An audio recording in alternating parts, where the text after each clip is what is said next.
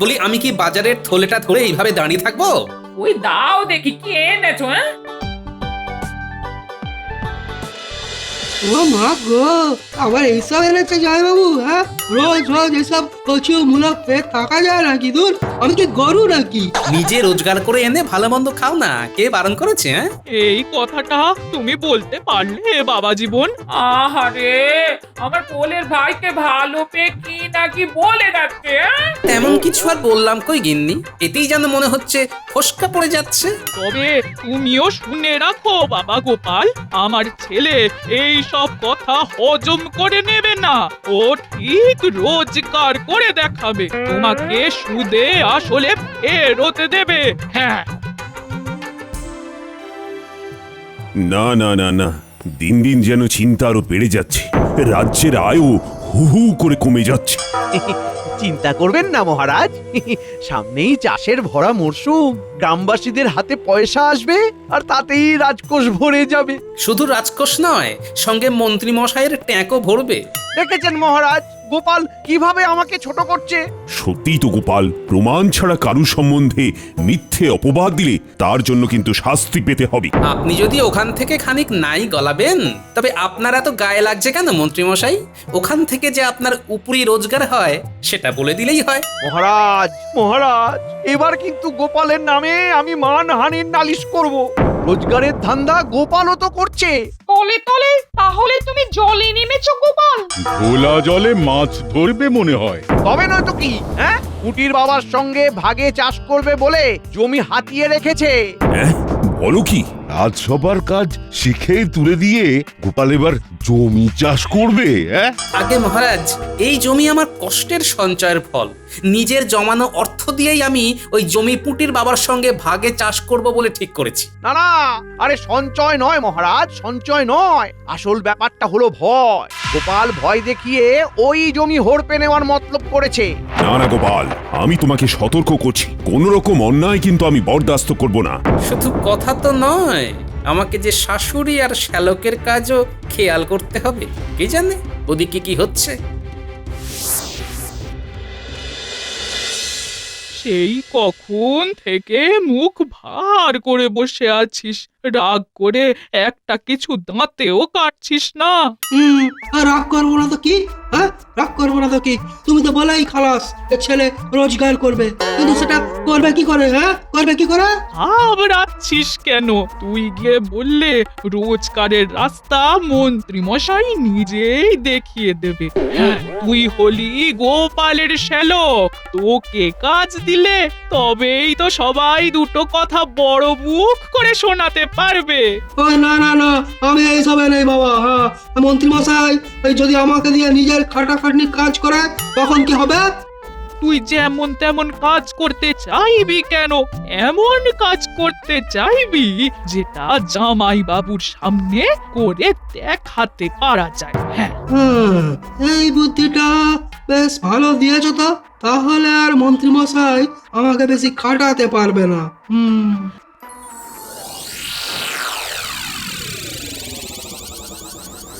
মহারাজকে দিয়ে আজ গোপালকে আচ্ছা করে বকা খাইয়েছি, এবারে নিশ্চয়ই গোপাল সমঝে যাবে। গোপালের থেকে সাবধানে থাকবে। গোপালকে যখন কোণঠাসা করেছো, গোপাল কিন্তু তখন তোমায় শুধু শুধু ছেড়ে দেবে না। গোপাল ছাড়ুক আর নাই ছাড়ুক, প্রজাদের কাছ থেকে ফসলের ভাগ আমি নেবই নেব। গোপাল আমাকে আটকাতে পারবে না। কিন্তু আমি তো আটকে গেছি মন্ত্রী মশাই। আরে, এই যে দেখি গোপালের শ্যালক। তা বালক, তোমার সমস্যাটা কি? জামাই বাবু দিন রাত উঠতে বসতে ওই রোজগার করা নিয়ে বড্ড খোঁটা দিচ্ছে। আপনিও আমায় যেভাবে হোক ওই জামাই বাবুর চোখের সামনে না ওই কিছু রোজগার করার একটা ব্যবস্থা করে দিন তো। আমি কিছু ওই রোজগার করে দেখাতে চাই। এই সুযোগটাই তো আমাকে কাজে লাগাতে হবে। কোনো একটা ব্যবস্থা হবে না মন্ত্রী মশাই? ও মন্ত্রী মশাই, হবে না? শোনো, সামনেই চাষের মরশুম আসছে। বাড়ির কাছেই গোপাল আর একজনের সঙ্গে ভাগে চাষ করার জন্য যে জমি নিয়েছে, সেটাই চাষ করো গিয়ে। চাষ করব আমি? হ্যাঁ করবে, আর যা রোজগার হবে সেটা তোমার, তবে তার একটা ভাগ আমাকেও দিতে হবে। তার মানে লাভের গুড় আপনিও খাবেন, তাই তো? পিঁপড়ে আপনি, বুঝেছি। গোপাল যাতে ট্যাঁফু না করে সেটা তো আমাকেই দেখতে হবে। তবে ভাগ না পেলে শুধু চাষ করাই নয়, তোমার যে কৃষ্ণনগরে থাকাই বন্ধ হয়ে যাবে শ্যালক। না না না না না না, আমি বুঝে গেছি কি করতে হবে। তাহলে ওই কথাই থাকলো, এখন জমিতে যেমন যা করার তুমিই করবে, কেমন?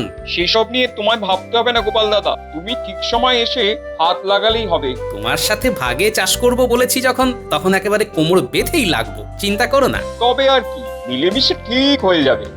তাহলে মন্ত্রী মশাই এই জমির কথাই বলছিলেন।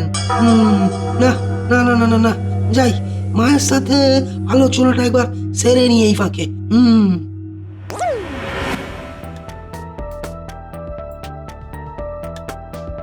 কিরে, ব্যবস্থা হলো? আরে সে না হয় একটা হলো, ওই জামাই বাবু ওই টুটির বাবার সাথে না ওই ভাগে চাষ করবে বলে যে জমিটা নিয়েছে, সেখানে মন্ত্রী মশাই আমাকে চাষ করতে বলছে। ওই পরিশ্রমের কাজ আমার পক্ষে করা সম্ভব নয়, জানো তো। একবার জমিতে চাষ করার কথা বলে জমিটা বুঝে নিলে আস্তে আস্তে ওই জমিটা তৈরি হয়ে যাবে। তাই আগে সেটা করা দরকার। বাকি চাষ করা না করার ব্যাপারটা কিভাবে সামলানো যায় সেটা পরে দেখা যাবে। কিন্তু জামাই বাবু এমনি এমনি তার জমিতে কি আমায় চাষ করতে দেবে?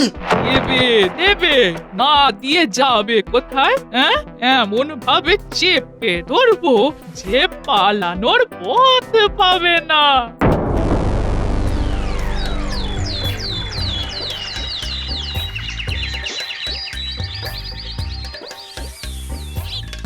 যাক, বেশ একটা ঘুম দেওয়া গেছে, এবারে ধীরে সুস্থে বাকি কাজ করতে হবে।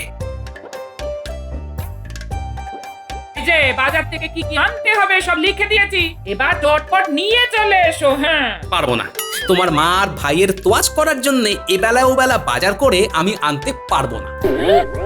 এমনিতেই সময় মতো রাজসভায় যেতে না পারার জন্য আমাকে কথা শুনতে হচ্ছে। তা বাবা, রাজসভার কাজই যখন ঠিক মতো সামলে উঠতে পারছো না, তখন চাষের কাজ কি করে সামলাবে? অবাক কাণ্ড, এই ব্যাপারটা পাঁচ কান হলো কি করে? ওই পুটির বাবার সঙ্গে যে জমিটা ওই ভাগে নেওয়া আছে, সেটা কি তবে ফাঁকাই থেকে যাবে জামাই বাবু? বুঝতে পেরেছি, ওই শাশুড়ি আর শ্যালক তার মানে বেশ আটঘাট বেঁধেই এসেছে। তা চাষের কাজটা না হয় আমার ছেলেই সামলাক।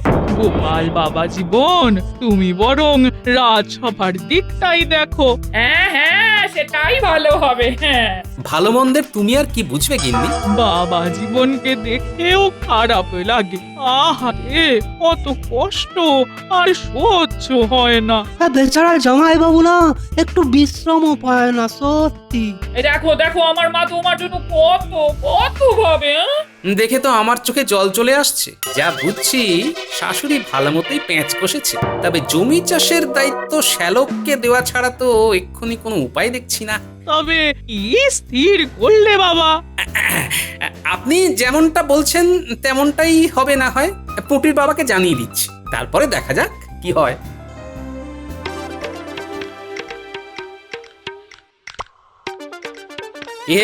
জমিতে কাজকর্ম কেমন চলছে? গোপাল দাদা, তুমি যে মোহর দিয়েছিলে তাই দিয়ে জমিতে সার দেওয়া হয়ে গেছে। তবে আবার কি? তবে এবার কি বীজটাও আমি ছড়িয়ে দেবো? সে আর আমি কি বলি, চাষের ব্যাপারে আমার শ্যালকের সাথেই কথা বলতে বললাম যে তোমায়, সেই তো আমার বদলে চাষ করবে এবার। হ্যাঁ, সে তো বলেছো, কিন্তু না না, আমার শ্যালক বলে ওকে রেয়াত করার প্রশ্নই নেই, উল্টে পারলে আচ্ছা করে চেপে ধরো। ধরবো বলছো? অবশ্যই। যে যেমন পরিশ্রম করবে সেই অনুযায়ী ফসলের ভাগ পাবে, সেটাও জানিয়ে দাও ওকে। আমি ভালো করেই জানি যে চাষ করা আমার শ্যালকের কম্ম নয়। কয়েকদিন জমিতে খাটলেই টের পেয়ে যাবে কত ধানে কত চাল। জমির ভাগ তো না হয় পাওয়া গেল, এবার চাষের কি হবে? হ্যাঁ, ঘাবড়াচ্ছিস কেন? ভগবানকে ডাকলেই হবে, ভগবান সব সামলে দেবে। কাকে কি সামলানোর দায়িত্ব দিচ্ছ ভাই? এই তো না মানে তাই তো মানে কি বলুন তো হ্যাঁ বলার আর কি আছে, গোপাল দাদার দেওয়া মোহরে জমিতে সার তো নয় ছড়ানো হয়েছে, কিন্তু এবার বীজ ছড়ানো আর জলসেচ আর আগাছা সরানো এইসব কাজের কি হবে? হয়ে যাবে হয়ে যাবে হয়ে যাবে মানে ভগবান সব সামলে দেবেন সব সব সামলে দেবেন। তার মানে ভগবান সব সামলালে তুমি কি সামলাবে? আহা মুখা ছুটছো কেন? তুমি বাবা আগে নিজের কাজ করো, তারপর দেখবে সব হয়ে যাবে। নিজের কাজই তো করে যাচ্ছি। সে তো দেখতেই পাচ্ছি, আমার জামাই তোমাকে যে মোহর দিয়েছে তাতে শুধু সার নয় বীজও কেনা যায়। সেটা কেনা হয়েছে কি?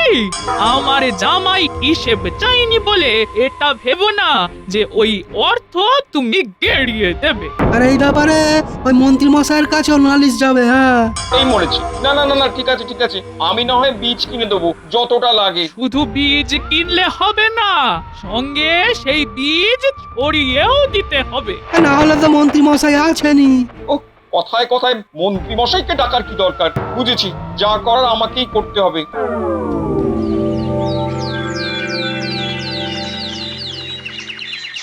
বলছিলাম কি, এবার তো কোলে বীজ থেকে চারা গাছ হয়ে গেল, এবার অন্তত একটু হাত লাগাও। ইচ্ছে তো করে হাত লাগাই, কিন্তু কি করি বলো দাদা, সব কিছু যে ওই ভগবানের হাতে ছেড়ে দিয়েছি। তার মানে কিছুই করবে না? না কিছু তো করতেই হবে। অনেক বেলা হয়ে গেছে, এবার না খেয়ে শুয়ে পড়তে হবে।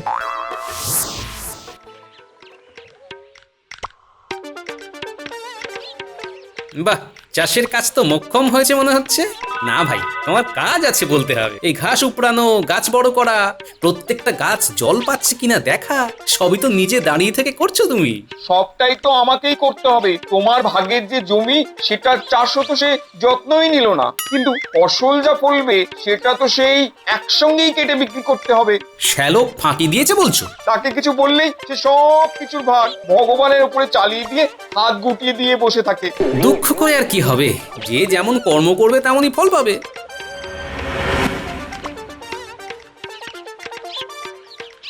তাই গো গিন্নি, তোমার রত্ন ভাইটি কোথায়? দুবেলা 4 বার খেয়ে ক্লান্ত হয়ে ঘুমিয়ে পড়লো নাকি? হ্যাঁ, আরে বাবা, হয়েছেটা কি সেটা বলবে তো নাকি? কি আবার হবে? সৎ উপায়ে বাড়তি রোজগারের যে চেষ্টা করেছিলাম, সেটাও আমার গুণধর শ্যালকের জন্য লাটে উঠতে বসেছে। কিছু কি গোলমাল হয়েছে বাবা? হ্যাঁ, গোল চৌকো 3 কোণা সব হয়ে গেছে। 2 দিন পরে ফসল উঠবে, সেই ফসল বিক্রির অর্থ আর ঘরে ঢুকবে না। আরে আরে, অত উত্তেজিত হলে হয়? ভগবানের কৃপায় সবই ঠিকঠাক হবে। দেখবে আমার ছেলে মোটা অর্থ রোজগার করবে। হ্যাঁ, আফসোস একটাই, সেই অর্থের ভাগ আবার ওই মন্ত্রী মশাইকে দিতে হবে। হ্যাঁ, তাই বুঝি? আচ্ছা, তার মানে ব্যাপারটা হলো এই। কি ব্যাপার, কিসের ভাগ? আমি তো কিছুই বুঝতে পারছি না। কিন্তু আমি যে একটু একটু করে অনেকটাই বুঝতে পারছি গিন্নি। না, এদিকটাই যা হলো তো হলো। এবারে যাই, দেখি রাজসভায় আবার কেমন কি আলোচনা হচ্ছে।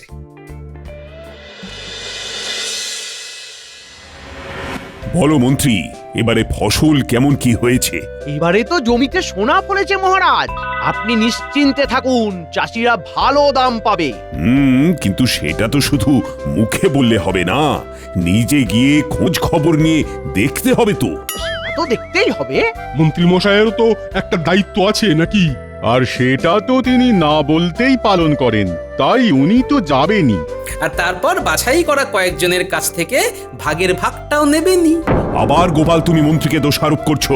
আমার আর কি করার আছে আপনি বলুন মহারাজ। তাহলে মন্ত্রী, তুমি যখন প্রজাদের খোঁজ খবর নেবে, তখন গোপালও সঙ্গে থাকবে, ফসলের হিসেব লিখে রাখবে। বেশ, তাই হবে।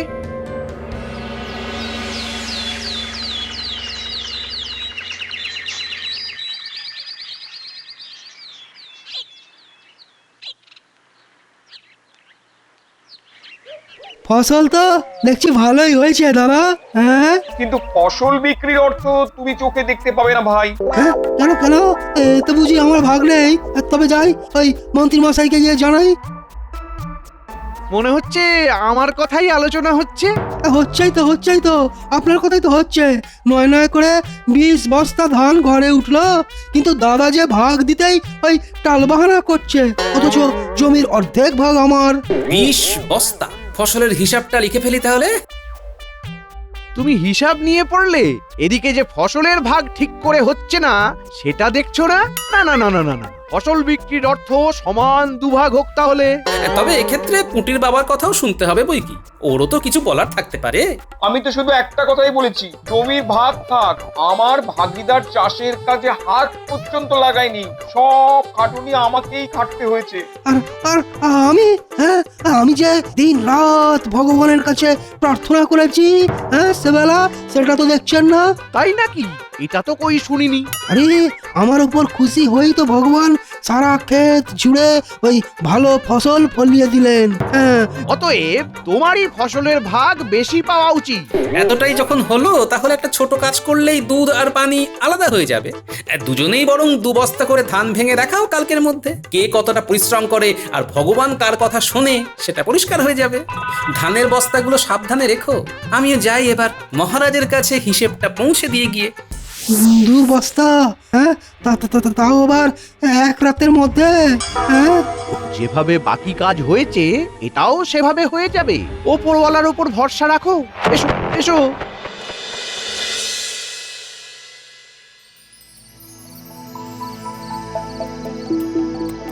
মনে হচ্ছে সদর দরজা খোলার আওয়াজ। ওপরওয়ালা যেমন যেমন বলে দিয়েছে শ্যালক বাছাধন তাই করছে। সাধে কি আর আমি তাড়াতাড়ি আলো নিভিয়ে শুয়ে পড়ার ভান করেছিলাম? যাই, পিছু পিছু গিয়ে দেখি, কিছু তো একটা ঘটবেই।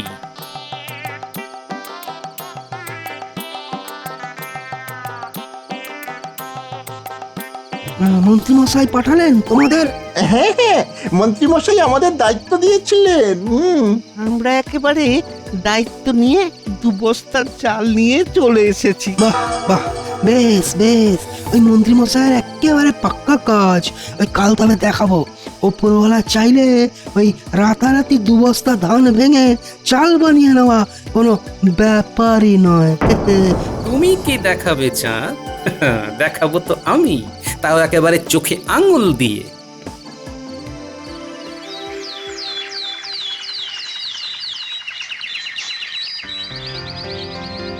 কি মন্ত্রী আর গোপাল দুজনই হাজির যে, ওদিকে তবে ফসলের হিসেব নেওয়ার কি হলো? কি করব মহারাজ, গোপালই তো সব গুলিয়ে দিল। আগে মহারাজ, এক জায়গায় ফসলের ভাগ বুঝতে গিয়েই তো সব গোলমাল হয়ে গেল। ও, গন্ডগোলটা কি তবে ওই 20 বস্তা ধান নিয়ে? গোপাল কাল একটা হিসেব দিয়েছে বটে। আপনি বলুন মহারাজ, একজন না হয় জমিতে কাজ করলো, কিন্তু আর একজন রাত নেই দিন নেই সারাটা সময় ওপরওয়ালাকে ডেকে গেল যাতে চাষের কোনো ক্ষতি না হয়, তবে তার অবদান কি কম?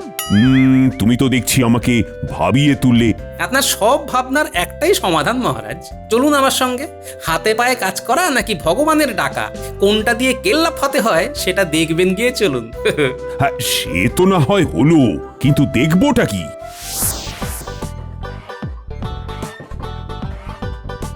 থাক থাক, খুব হয়েছে। মহারাজ এসে গেছেন, এবারে দেখাও দেখি অবস্থা চাল কুটেছো গতর খাটিয়ে। আমি বলি কি, আমার শ্যালকও বোধহয় ওপরওয়ালার আশীর্বাদে ভালো কিছুই করেছে, তাকেও ডেকে আনা হোক তাহলে। নিশ্চয়ই, আয় নিয়ে এসো তাকে। এই যে মহারাজ, সারা রাত খাটাখাটনি করে 1.5 বস্তার মতন চাল বের করতে পেরেছি।